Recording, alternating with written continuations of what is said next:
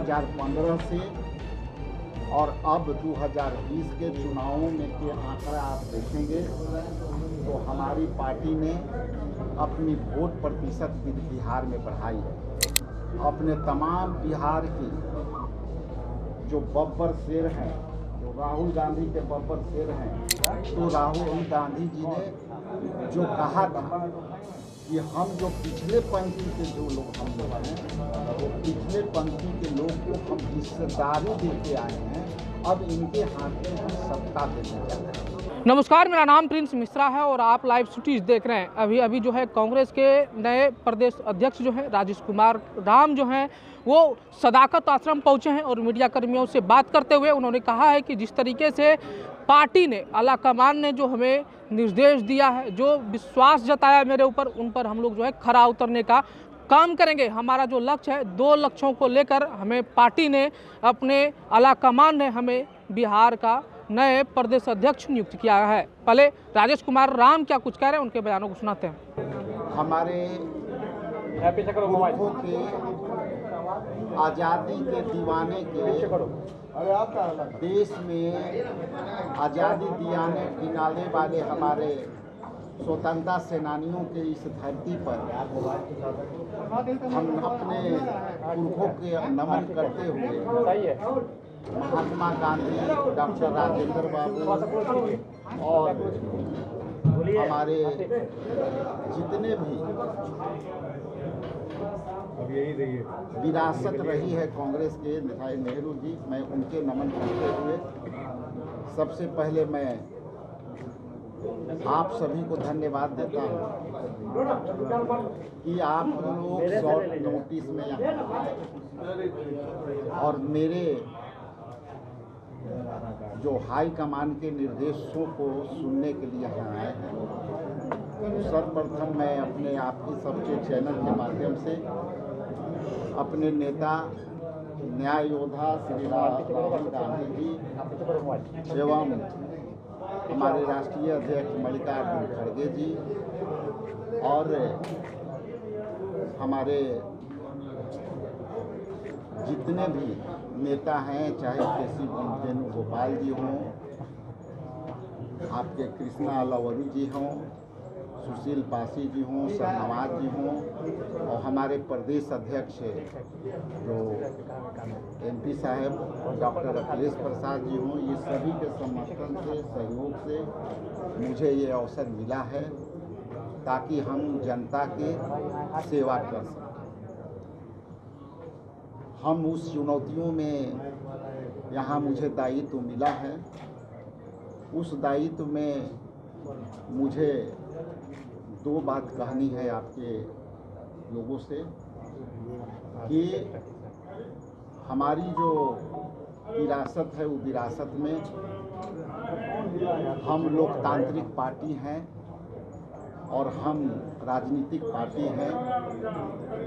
उसकी राजनीतिक पार्टी को जिस तरह से जनहित से जोड़ने का मामला है, उनको कैसे जोड़ें।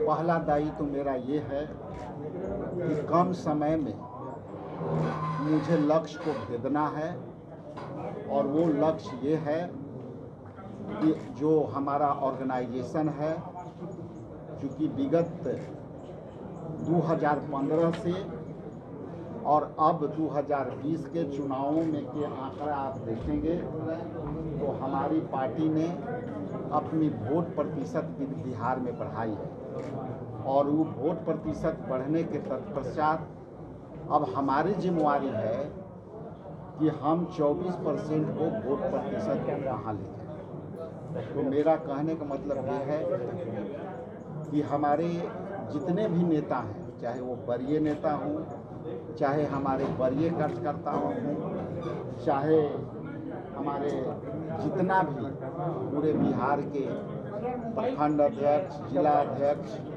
उनके सहयोग से हम जनहित के मुद्दे लेकर के चलें। और वो जनहित के मुद्दे ये हैं कि वर्तमान में रोजगार की बात नहीं हो रही है, वर्तमान में गरीबों के आवास की समस्या का समाधान नहीं हो रही है, दलित, पिछड़ा, अति पिछड़ा और ख़ास करके स्वर्ण जाति में जो गरीब जातियां हैं, गरीब लोग हैं, उनकी काम नहीं हो रही है। तो हम यही बात लेकर के लोगों के बीच जाएंगे और हम अपने तमाम बिहार के जो बब्बर शेर हैं, जो राहुल गांधी के बब्बर शेर हैं, आपके चैनल के माध्यम से मैं उनको भी आग्रह करता हूं कि जैसा कि हमारे पार्टी नेतृत्व ने मुझे जिस तरह से एम्पावर किया है और एक दलित समाज के बच्चा, चमार जाति से हम आते हैं, जिस तरह से उन्होंने संविधान की रक्षा करने के लिए बात कही, जिस तरह से उन्होंने सामाजिक न्याय की बात कही, जिसमें जनगणना, जो राष्ट्रीय जनगणना जब होगी तो उससे इन लोगों को हिस्सेदारी बढ़ी। कई लोग ये हमारे नेता से पूछते थे, जानते थे और हम लोग से भी कहते थे कि आप जो दलितों के हिस्सेदारी की बात कह रहे हैं, वो हिस्सेदारी की शुरुआत नहीं हुई है। और हम आपके समक्ष ये बात देना चाहते हैं, बताना चाहते हैं कि आप जो है उनके निर्णय में आप चले जाइए। तेलंगाना 42% के आरक्षण, ये शुरुआत हुई, जिसमें हिस्सेदारी पिछड़ों की बढ़ी। जिसमें आप जो है महाराष्ट्र में चले जाइए, वहाँ के प्रदेश अध्यक्ष ओबीसी से आए। आपको जो है ये भक्त शरण दास जी उड़ीसा के प्रदेश अध्यक्ष बने, वो भी दलित समाज के हैं। और यहाँ हम बने, हम भी दलित समाज के।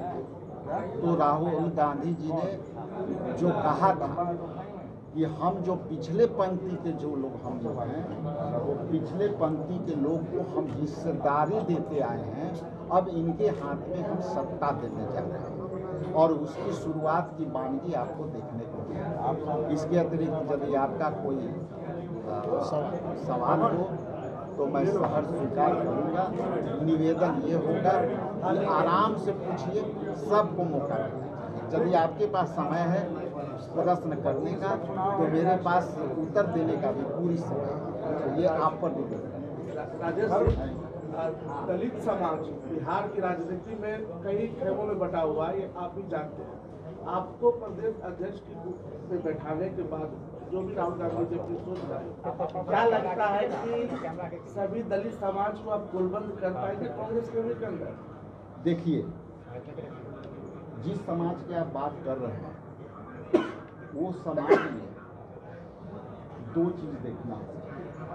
आपका इशारा किस तरफ है, तो उसी इशारे से मैं बात करूँगा।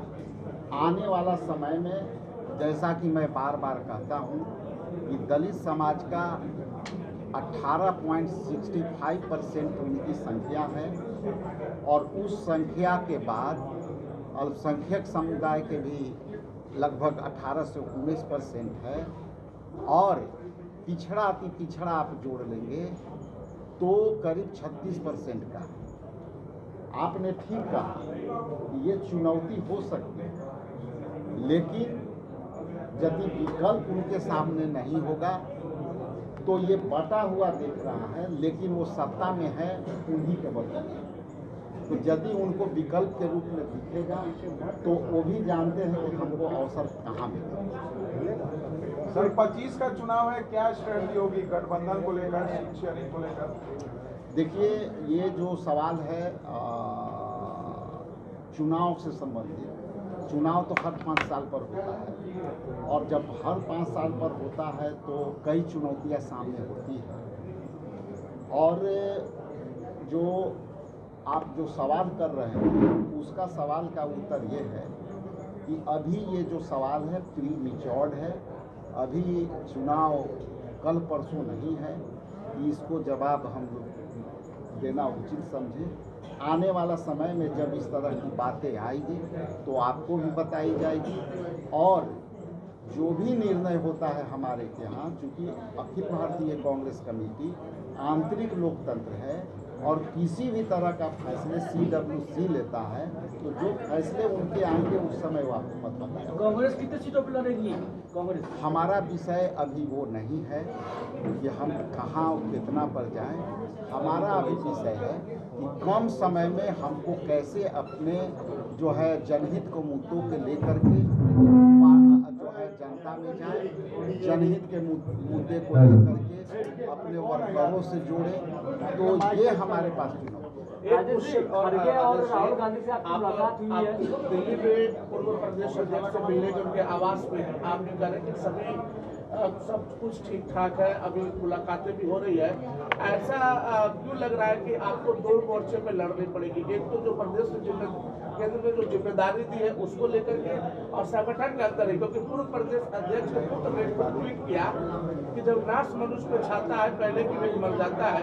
इस तरह कोटेशन आया उनके अकाउंट में, इसको क्या समझाया? क्या कांग्रेस में आपको अंदरूनी लड़ाई लड़नी पड़ेगी अपने आप को साबित करने के लिए? क्योंकि जिस दलित समाज की आप बात कर रहे हैं, जहाँ से आप आ रहे हैं, आप जान रहे हैं कि कांग्रेस के अंदर एक लंबे दशकों के बाद आपके जैसे व्यक्ति को या इस समाज को एक मौका मिला है। क्या लगता है कैसे स्थापित कर पाएंगे? देखिए, ये जो है हम तो पहली बार तो हम देखे नहीं हैं, लेकिन आपकी बातों को मैं मानते हुए ये बताऊंगा कि बहुत सी जो शेर शायरी है वो हर जगह लागू नहीं होती। और जैसा कि अभी देखिए कि संत शिरोमणि रविदास की एक युक्ति है कि ऐसा चाहूँ राज में, ऐसा चाहूँ राज में, मिले सबन को आज बड़ छोट सब संग बैठे रैदास संग। तो ये शहर का जो इनकी युक्ति है इसका मायने बड़ा है, लेकिन जो चीज़ आप सुन के बता रहे हैं उसको समझने से आप उस युक्ति को जब समझेंगे तो कई तरह का परिभाषित होगा, उसका डेफिनेशन तय हो सकता है। उसी तरह से जो मैंने बोली की, इसकी भी यदि आप जोड़ेंगे तो अलग अलग चीज़ को एक क्लब करके जोड़ेंगे तो उसका जो है परिभाषा अलग अलग, इसलिए हमने न देखा है न उसके बारे में। तो आपने राजेश कुमार राम को सुना, उनका साफ तौर पे यह कहना था कि दो कामों को लेकर हम लोग जो है लगातार अब प्रयासरत हैं। पहला हमारा मुख्य उद्देश्य यही रहेगा कि संगठन को किस तरीके से जो है बूथ स्तर तक मजबूती प्रदान करें, उन चीज़ों को लेकर लगातार अब हम लोग जो है कैंपेनिंग करने जा रहे हैं। और दूसरा काम सबसे बड़ा जो है बिहार में जिस तरीके से बेरोजगारी है, बेरोजगारी को हटाने के लिए वो मुहिम जो है अभी हम लोगों का जो चल रहा है, कन्हैया कुमार उनका नेतृत्व कर रहे हैं, उन चीज़ों को लेकर भी अब हम लोग जो है बिहार में पलायन रोको, नौकरी, बिहार को नौकरी दो, तमाम चीज़ों को लेकर जो है युवाओं के बीच जा रहे हैं और लोगों से मिल रहे हैं, उनकी दर्दों को जो है समझने का हम लोग काम कर रहे हैं। और आने वाले समय में कांग्रेस पार्टी को मजबूती मिलेगी, ये हमारा विश्वास है। और जो हमारे सेना है वो भी अब लगातार कांग्रेस पार्टी में जो है मजबूती के साथ योगदान देने के लिए तैयार है। ऐसे ही तमाम खबरों के लिए बने रहिएगा लाइव सिटीज पर। तब तक के लिए धन्यवाद।